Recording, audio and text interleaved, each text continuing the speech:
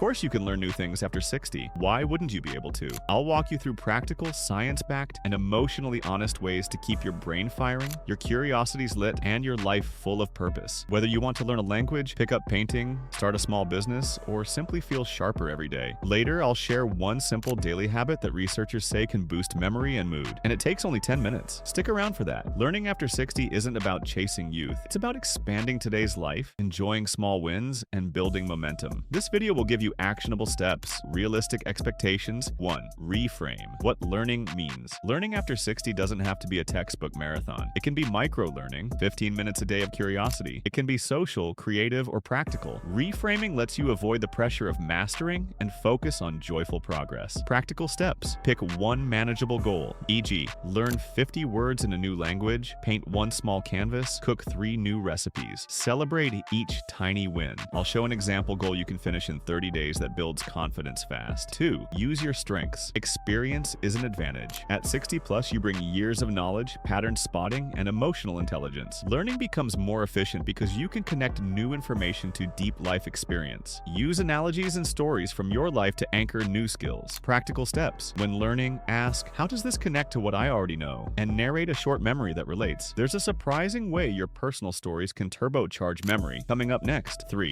Build a consistent, tiny habit. The most powerful learning strategy is consistency, not all or nothing. 10 minutes a day compounds into real skill. 10 minutes of reading, practicing guitar chords, or speaking with a language app. Consistency beats intensity. Practical steps. Pick a daily 10-minute slot, attach it to an existing habit after morning tea, and track it for 30 days. I'll give a printable 30-day tracker idea you can screenshot after the video. 4. Learn socially. Community supercharges growth. Learning with others increases motivation and retention. Join a book club, a class, or an online group. Teaching what you learn, even in small ways, cements knowledge and creates meaning. Practical steps. Find a local community center, a Facebook group, or a neighbor to swap weekly lessons. Later, I'll share a quick method to turn a weekly coffee with a friend into a mini teaching session that both of you will remember. 5. Choose projects, not courses. Courses are great, but projects produce results and joy. Instead of take a painting course, choose paint one scene and frame it. Projects create deadlines, feedback, and finished work you can show. Practical steps. Define a project with a deadline, one deliverable, and a small celebration at the end. I'll reveal a simple 4-step project template you can use for any skill, language, art, tech, after this example. 6. Use technology, but don't let it overwhelm you. Technology is a huge enabler. Apps for language, video tutorials for repair, forums for niche hobbies. But set boundaries. Pick one platform and learn its basics. Don't try to be on every app. Practical steps. Choose one app for learning, one for social connection, and schedule a weekly tech check to avoid overwhelm. I'll suggest one beginner-friendly app setup that works great for older learners. 7. Keep your body in the loop. Movement helps memory. Physical activity dramatically improves learning and mood. You don't need intense workouts. Brisk walking, gentle yoga, or gardening increases blood flow to the brain and improves retention. Practical steps. Combine learning with movement. Listen to an audiobook while walking, practice vocabulary during stretches, or discuss a podcast with a walking buddy. And at the end, I'll share one breathing and memory trick you can use before any learning session. 8. Embrace curiosity. Ask better questions. Curiosity is the fuel of lifelong learning. Instead of, can I still learn? Ask, what do I want to explore? Shift from performance to discovery. Practical steps. Keep a curiosity journal. Each day, write one question you want answered, then spend 10 minutes seeking the answer. One of the best curiosity prompts is surprisingly simple. I'll give it in a moment. 9. Use spaced repetition, small reviews,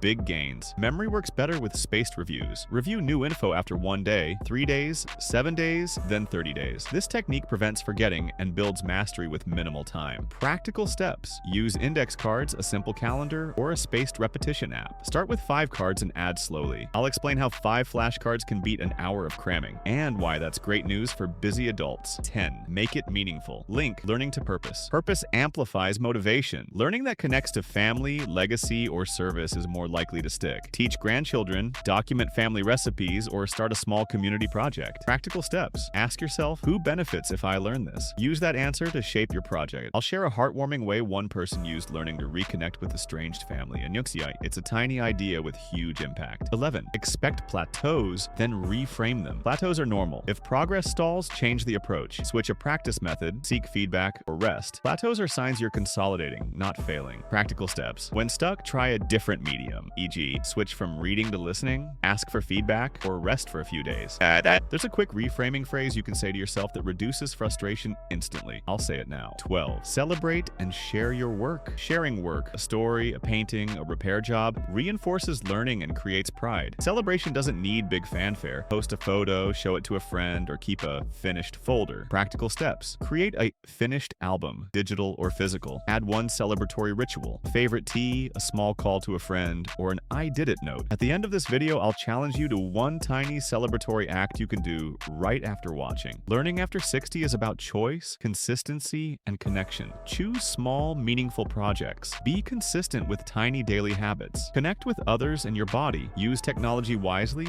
embrace curiosity, and celebrate every step. Final challenge. Pick one tiny habit right now. Spend 10 minutes today on it, then screenshot or leave a comment below telling us what you did. I'll pick a few and read them in the next video. Here's the quick 30-day plan recap. Pick a single micro goal. Spend 10 minutes daily. Review using spaced repetition. Share one progress update weekly. Celebrate a completed project at the end of 30 days. Remember the simple 10-minute daily habit I promised? That's the one. It's small, doable, and it compounds. Combine it with a short walk and a curiosity question, and you've got a learning routine that fits into any life.